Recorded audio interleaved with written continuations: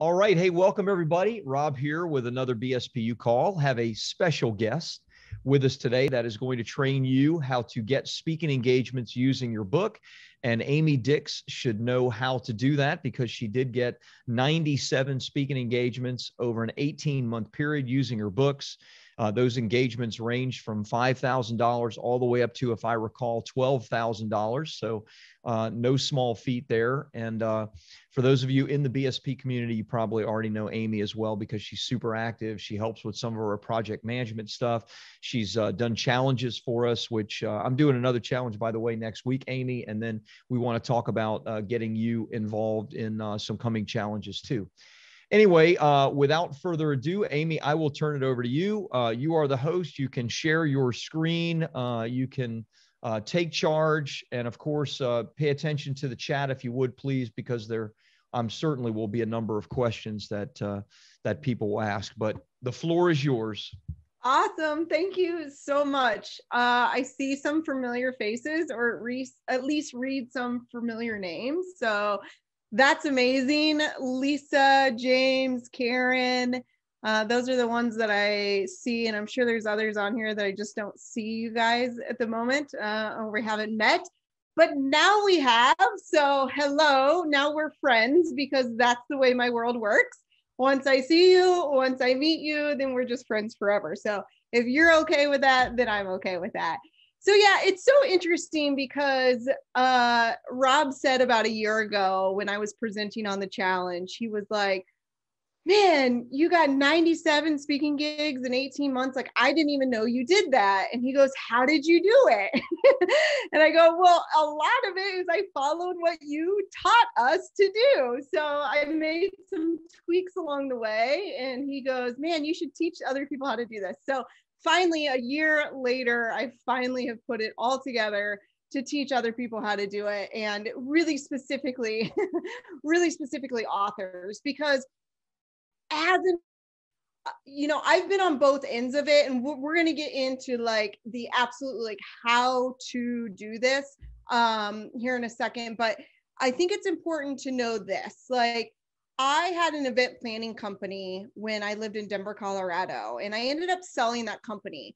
But being on the inside of things is much different than being on the outside. So I was able to kind of see what it was like for an event planner to find speakers, to book speakers, and know what matters to event planners. And that's the key to a lot of this, is really understanding like who, when I talk about writing, I say your number one rule of writing is know your audience.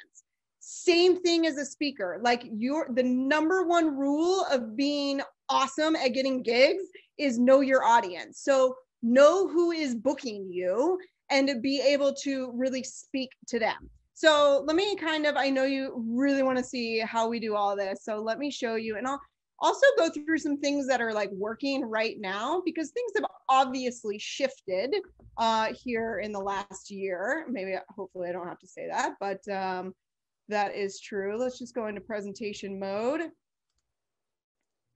Okay, let me know. Hopefully you can see this. Okay, so these are, anyway, we're gonna get into the speaking side of things. Let me just, sorry, I gotta pull up, let me move my chat box here to my other screen. All right, cool. All right, so supporting authors to spread their positive methods and further movements in the world. But today we're going to talk about specifically authority speaking and how to get gigs as an author, because I think that is really important. Hey, so if you want to know all the like fun little details about me, you can read it on here. But what I think is important to know is, one, I have been in your shoes as an author. I have written now 2 books with BSP. BSP is amazing, right? We can all agree on that for today. And also as an author coach, so I see kind of on that side of things too. So if you kind of like put this whole picture together, what I've been able to do is really grab all of like the pieces of my life and grab all the pieces of what I know and make like this dynamic system in order to get gigs. And not just any gigs, like gigs that are paid, because I think that that's another differentiating factor. And we're going to talk through that. So this is a different presentation here. Okay, so let's go author speaking. So creating movements and booking stages for authors. Here's the thing. We're going to assume today that you've got your personal brand in place and that you've got your message in place. And that's the whole movement piece, right? A lot of the reason why you want to be a speaker, I am sure, is because you have a message to share with the world. And that's great. And that's wonderful. And so do tens of thousands of other speakers. They all have messages to share with the world. So when you can kind of take your message and create a movement with it, now you are hitting the sweet spot. And the easiest way to do that, the quickest way to do that, is from a stage, in my opinion. You can move mountains once you get in front of an audience. Now, stages look different for different people. And so kind of the process, we're not going to talk about personal branding. We're also not going to talk about a movement right now. I'm happy to go through some of that stuff if we got time later, but you want to hear about how to book your stages. So this is the 5-step process that I use. And you guys, a lot of this is from how Rob teaches it and how he's been teaching it ever since I've been with BSP, which is now, I think, 6 years. So there's a lot of the components that are still the same. There's some things that have shifted because in 6 years, speaking has shifted, stages have shifted, how we get information has shifted. So the first thing you have to do is determine your stage. Then we'll talk about how do you actually find paid engagements? What is the key filling out the speaker application? How to use, I'm like looking for my book, and I don't have it right here, but how to leverage your book. And then the little secret sauce of the whole process is creating your Book Me video. And this is the step that many people skip or don't know about, but that has really allowed me to book a ton of engagements. So the first thing is we have to determine our stage. And this can look differently for a lot of people. So you have other people's stages and you have your stage. And through that, you can kind of figure out, okay, what type of stage do I want to be on? And what type of stage is going to best receive my message? Not all stages are going to be right for you. So you need to determine what stages will be right for you. You can make money on either one of these things. If you guys want to talk about money real quick, I'll tell you what I'm seeing now. If you kind of look at the 3 tiers of speaking, so you have like your local speaking engagements, which would be like Rotary Club, networking groups, that kind of stuff. Usually those are free. For the most part, usually those are free or a very small fee. That's okay. Like, don't get down about that. They're local. You're there. You don't have to travel. It is a awesome platform to be able to test your, like if you have a new speech coming up or if you change something. I do this all the time. Anytime like I've got it, well, I'll tell you about that here in a second, but anytime that you change your gig or change your message, then start reaching out to your networking groups and just do it for free. Get the practice, do it for free. If nothing else, you may get some pictures and stuff that you can use on social media. So that's local. Now, professional associations right now are paying about $2,500 to $3,500 for speakers. Now, that's just on average for speakers. This is what I'm going to tell you, that I don't know what your speaking fee is right now, but once you become an international best-selling author, you need to increase it. And I started at about $2,500 once I realized I could leverage my author status, if you will. So I kind of played in that arena for a little bit, and now my speaker fee is $5,000. Now, I've done a lot of speaking, and I also make money in other ways in addition to that. But if I'm speaking to an association, that's kind of where I know I'll be. So you got to figure out, like, where are you in your speaking career, and then go from there.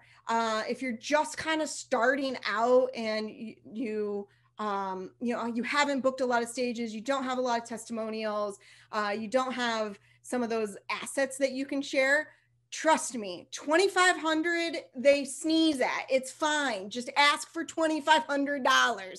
They'll give it to you. This is the thing with associations and corporate is, and other people's stages for the most part, is they have the money. They have the budget. They're gonna spend it. This is what I learned as an event planner. All of my clients have a budget for an event. That budget is allocated funds that they're gonna spend.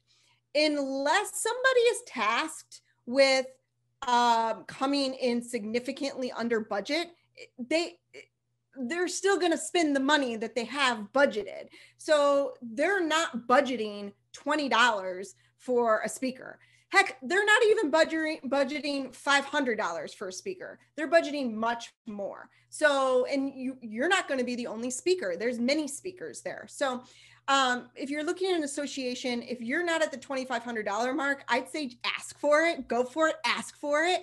And look, here's something else I learned. When they say yes, and they say yes very quickly, you know you didn't ask for enough money. That's how I started to know that I should increase my fee.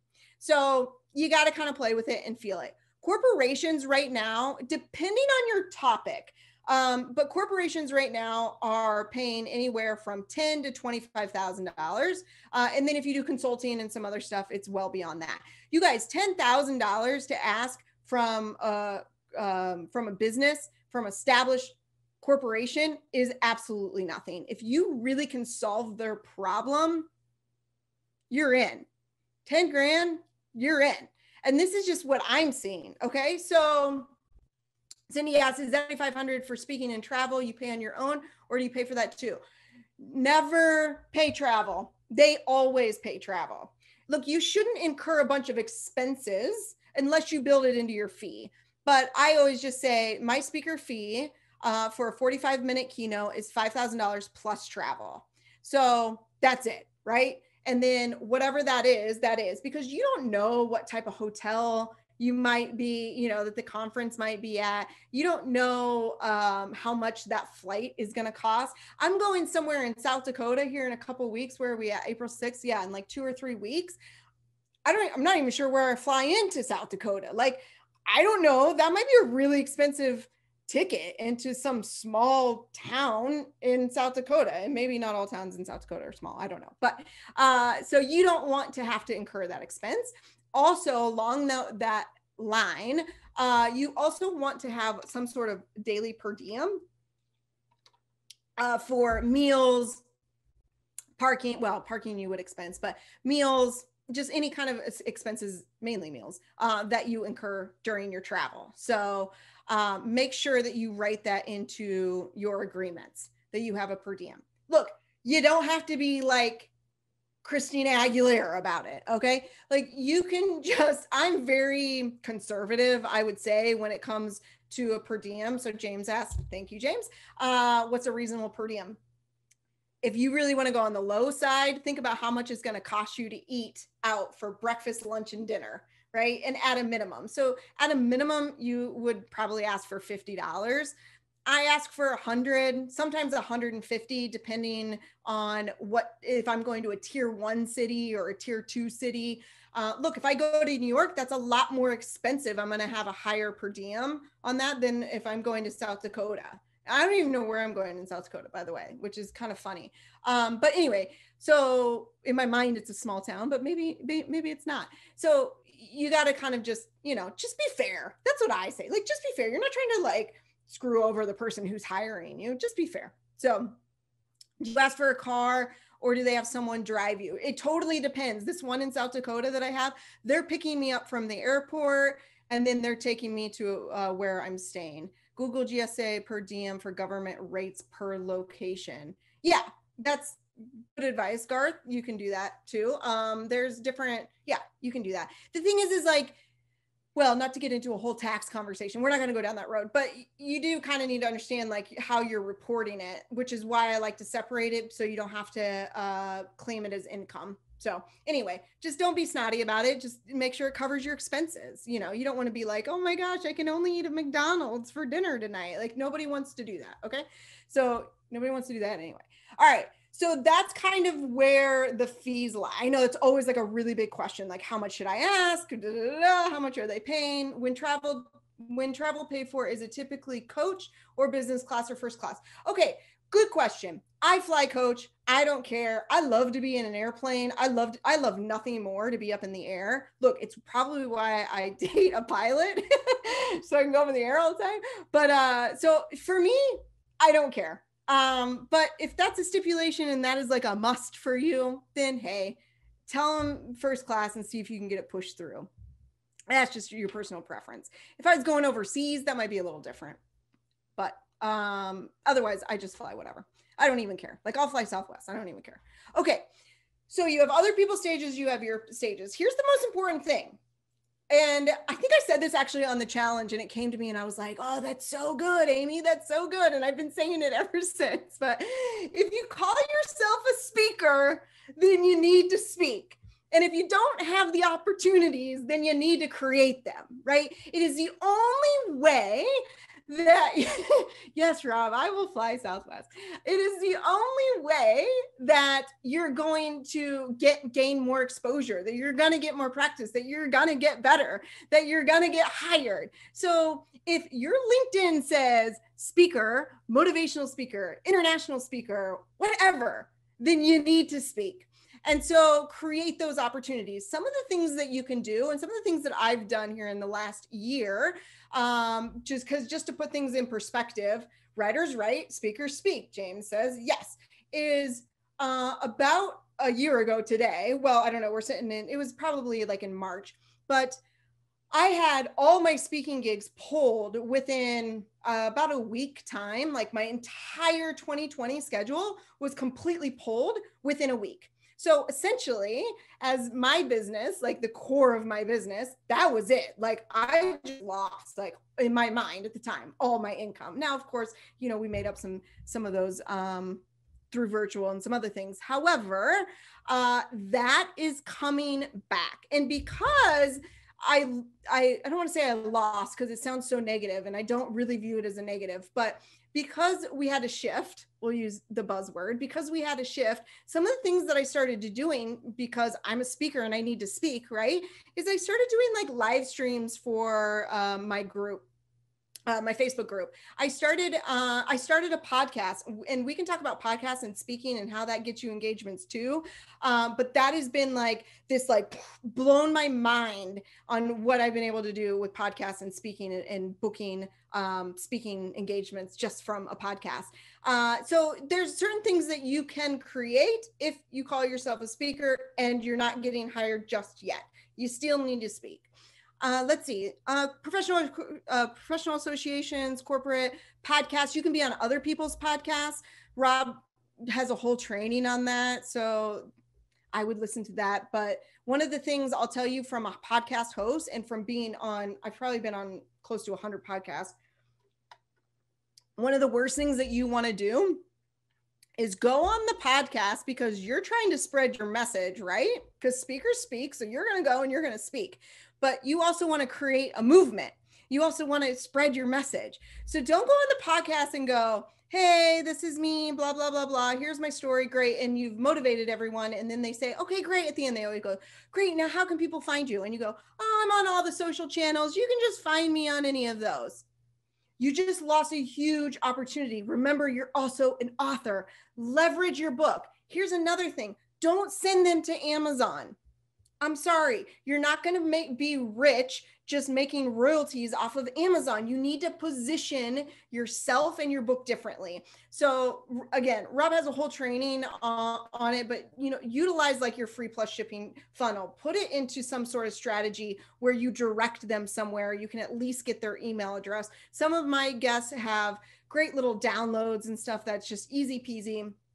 People can go to their website and now they've got those email address. But what I want to really say is you've wasted so much of your time and energy when you go onto a podcast and that is your strategy. Oh, you can just find me on all the social channels. I'm everywhere.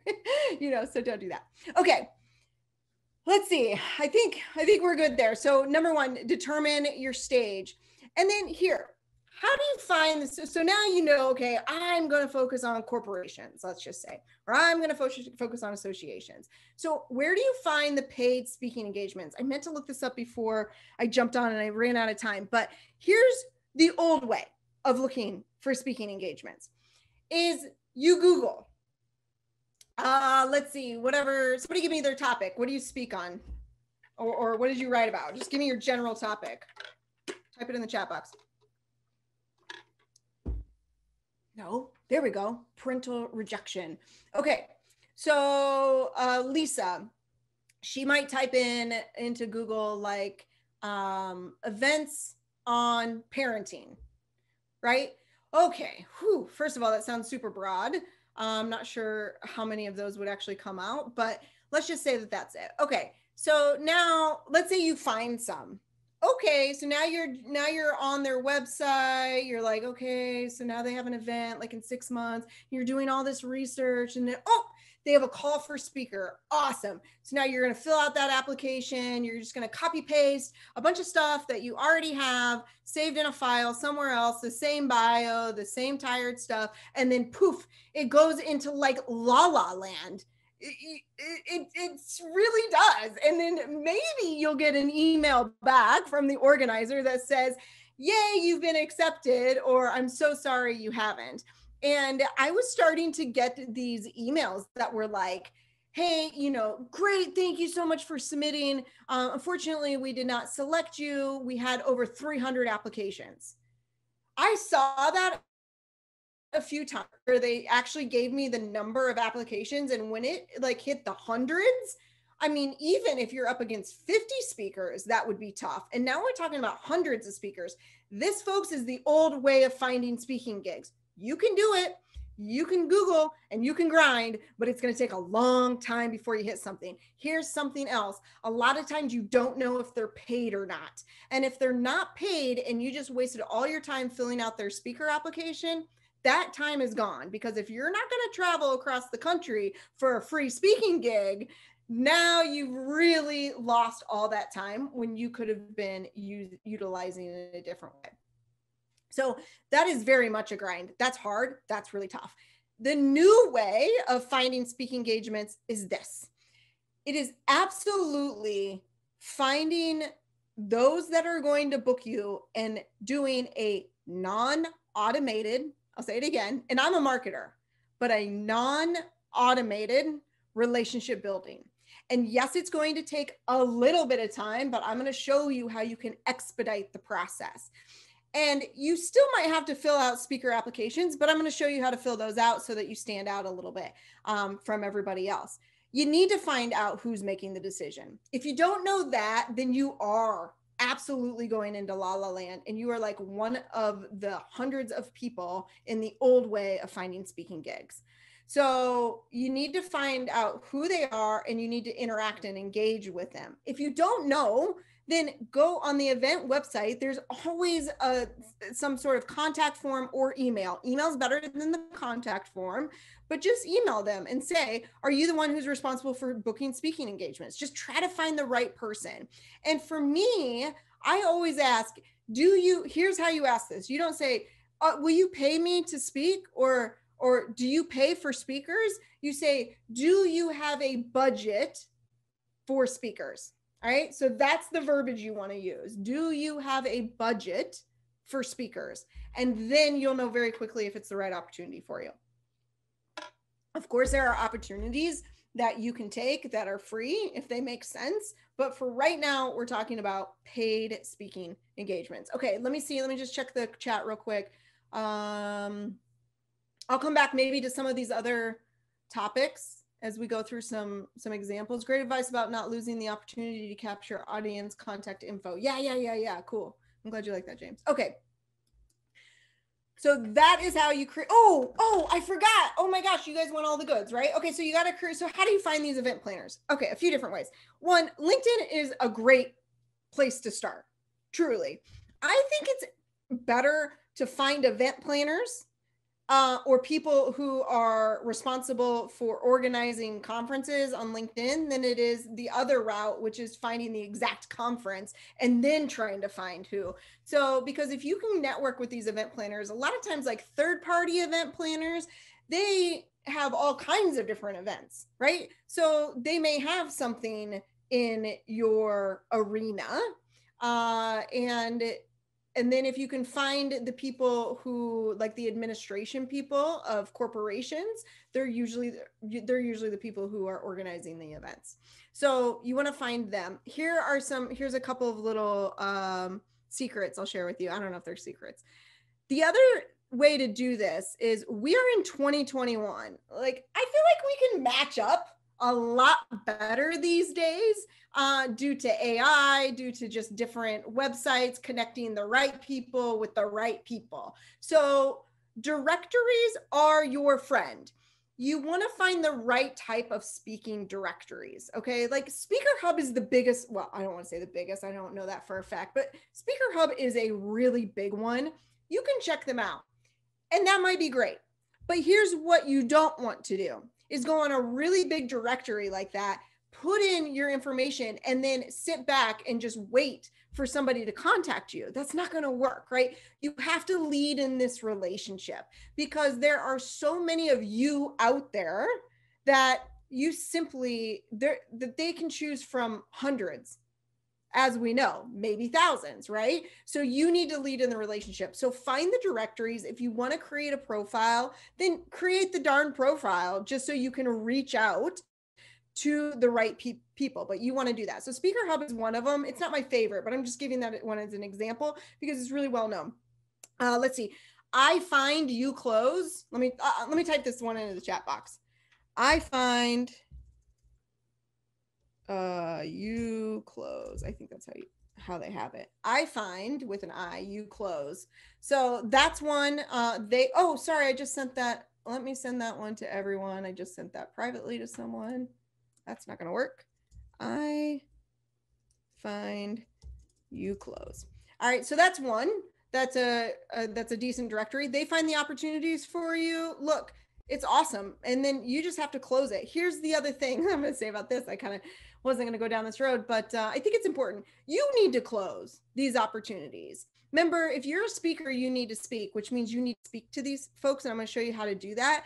But you're not going to hire someone to close for you. Maybe when you get to a certain point, and like everyone always wants to know about speakers bureaus. Speakers bureaus, you don't need them. You don't, honestly, at least right at this point, I wouldn't think that I don't need them. I'm not big enough yet, right? And look, I'm nobody. And I hate to tell you, but we're all nobodies. We're just nobody authors. I don't mean that in any disrespect, of course, but we don't hold some celebrity name.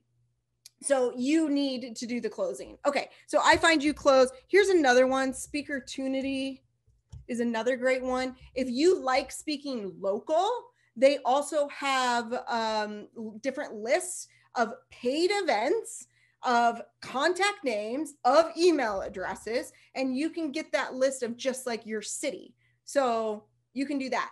Another, if you're going to go down that road, another one too is if you are a member of your CVB, your Convention and Visitors, local Convention and Visitors bureaus.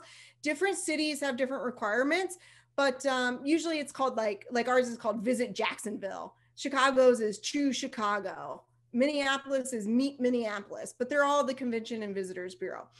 If they have a membership option, you might want to consider it, because then you can get leads on events, what events are coming into the city long before you'll ever see them like publicly. So that might be another option for you. I haven't used a CVB, well, at least in the last year, because we haven't, but they're good. If you're looking for it, I'll say this, some CVBs are better than others, but you might want to check into yours. Okay, so it's all about creating the relationship, and there are some ways that I find speaking gigs. All right, Speakertunity, and I find you close. Lisa, what is that called again? What called again? Convention and Visitors Bureau? Is that what you're asking? Awesome. Okay, now as an event planner, as much as like I would love to just choose a speaker, and sometimes we did that, but a lot of times those were like celebrity status type where I was working with my client, they're like, I want this person, and I'm like, okay, we'll go get them, you know.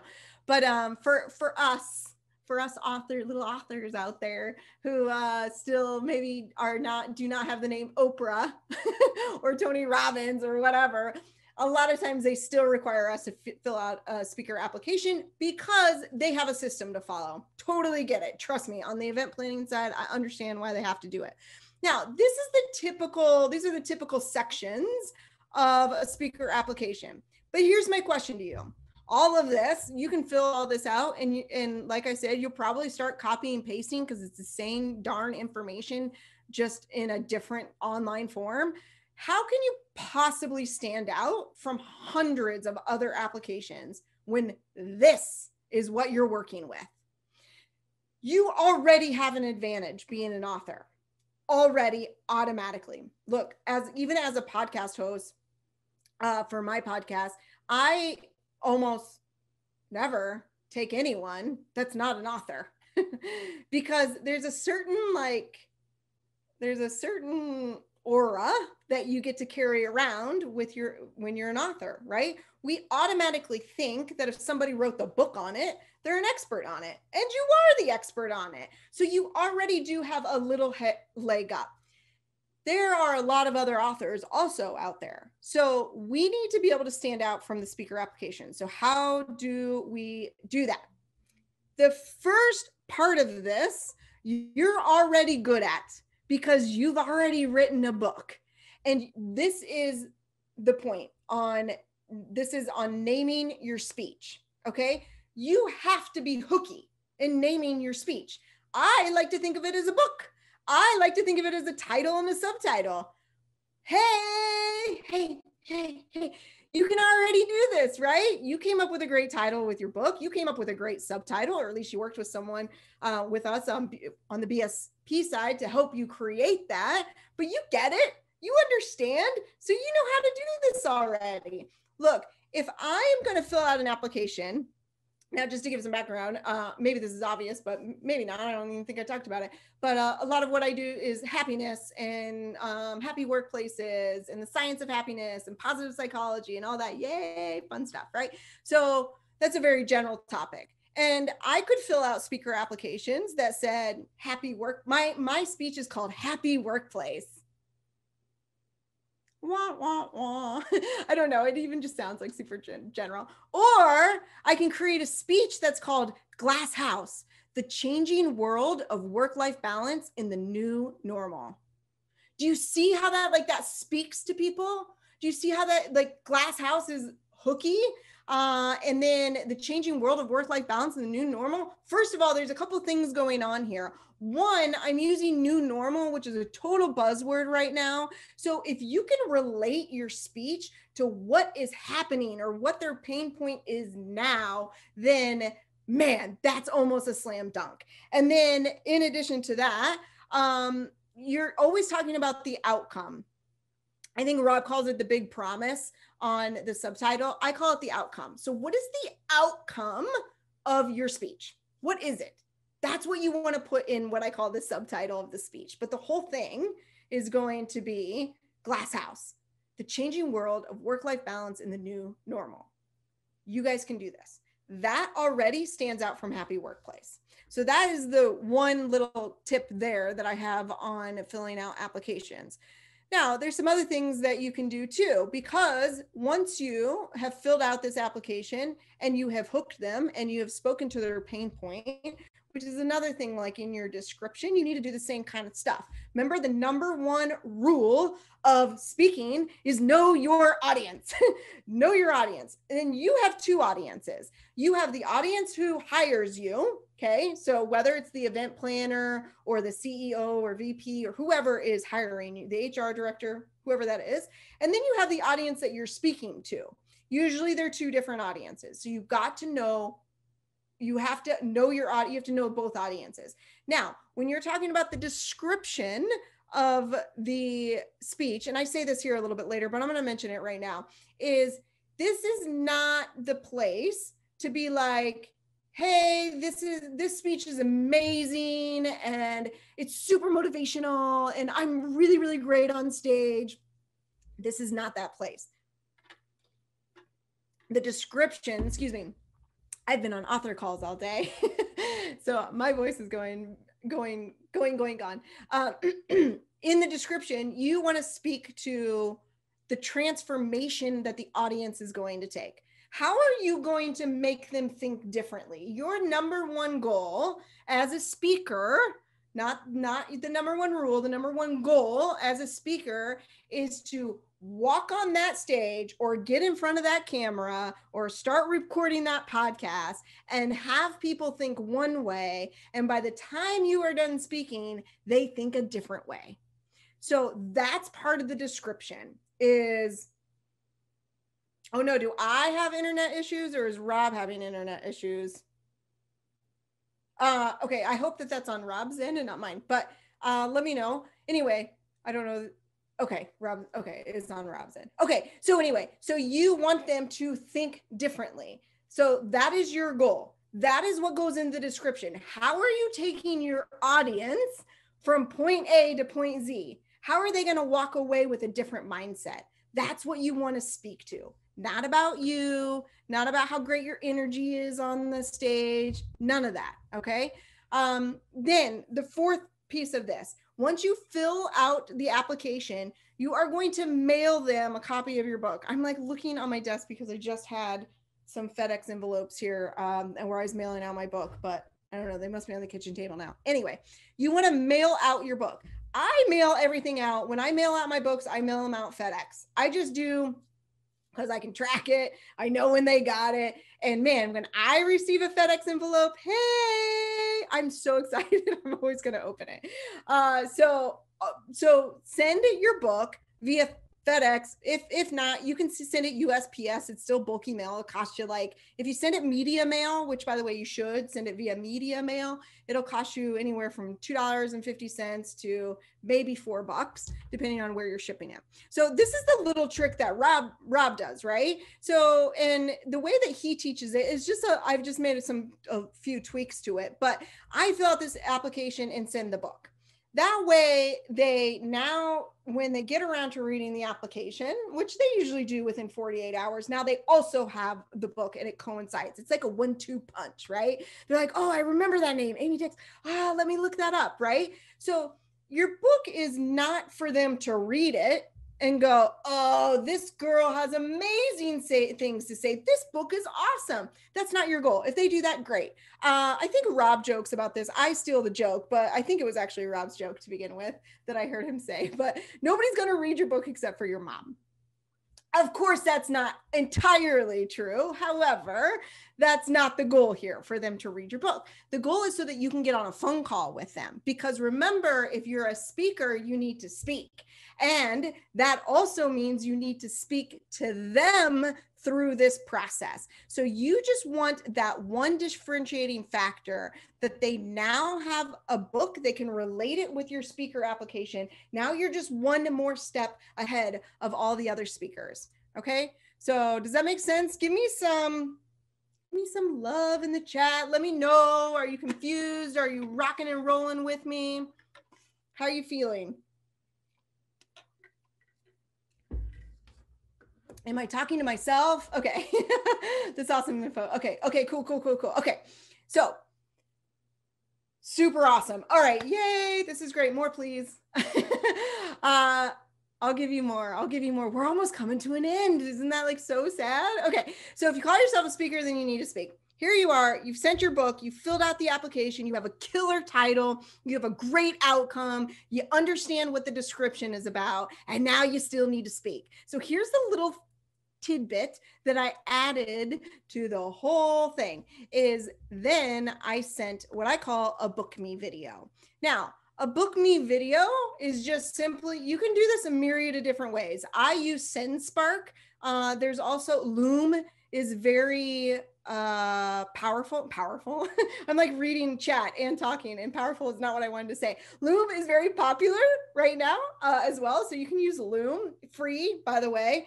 SendSpark, it does have a cost to it. And then if nothing else, you can always just record on Zoom if you have a Zoom account and then just provide a link to them. But Loom or SendSpark, I would recommend a little bit more because you can actually see when they open your video. Now, this is what you're going to do. You are going to, remember, you filled out the application, you sent them the book, it's hanging out on their desk. Now, once you know that they've received the book, I wait 24 to 48 hours because you never know where that FedEx package ended up, depending on how big the organization is. And so then, yes, I can type that in. And so then what you're going to do is you're going to send them a video within their email. And let me just type this into the chat real quick because otherwise it'll get lost. SendSpark is that. Loom is that. All right, so those are the two. I think that's what you're asking, Craig. Okay, so you're going to create this video, you're going to send it to them, and it's no more than 2 minutes. That's it. But if you're a speaker, you're going to speak, and you're not going to talk about yourself. You are going to continue the conversation about how you are going to transform the audience and make them think differently. Okay. So, and you are speaking directly to the person who is in charge of booking these events. So you absolutely need to find out who that is and get their email address. But if you use the tools I talked about earlier, you already have that information. So, hey, easy peasy, right? All right. So then you send them that video. Then the final piece of this whole thing, and I will say this, is that when you send that video, very rarely do I not get a response back. Like, even if it's just like, cool video or thanks for the video, like it is something that nobody else is doing. So do it because that's how you're going to differentiate yourself. And if nothing else, you've stood out and they now know your name. All right. And that's what you want because in the next step, you need to be able to speak with them. So I might have already said this, but the secret sauce is connecting your message to the needs or theme of their event. It is not about you. It is not about how great you are. It is not that you are an international best-selling author. They already have that information in the speaker app. So can you show one of your videos? Yeah, I might be able to get into SendSpark. So the secret stuff is connecting your message to the needs, to their needs or theme. Okay.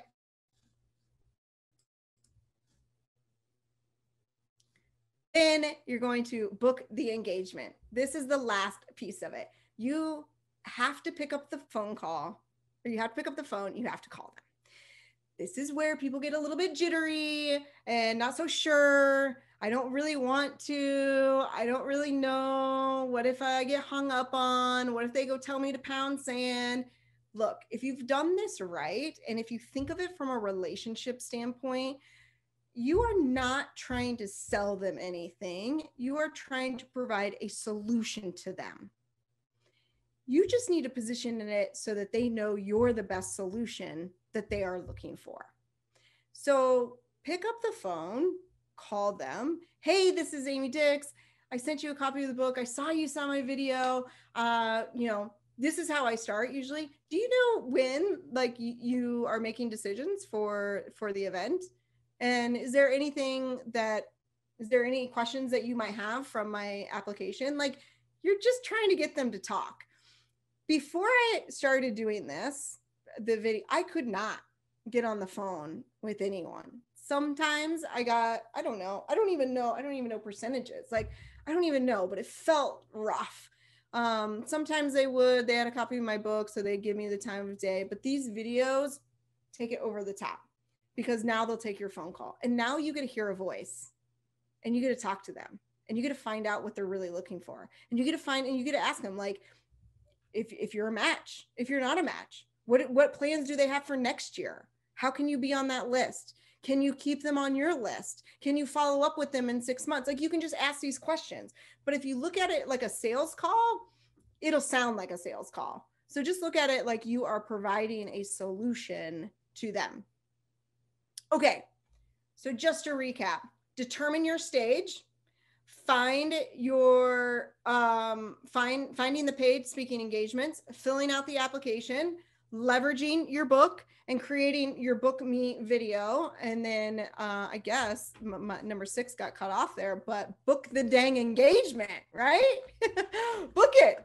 That's your job as a speaker, is to book the darn thing. So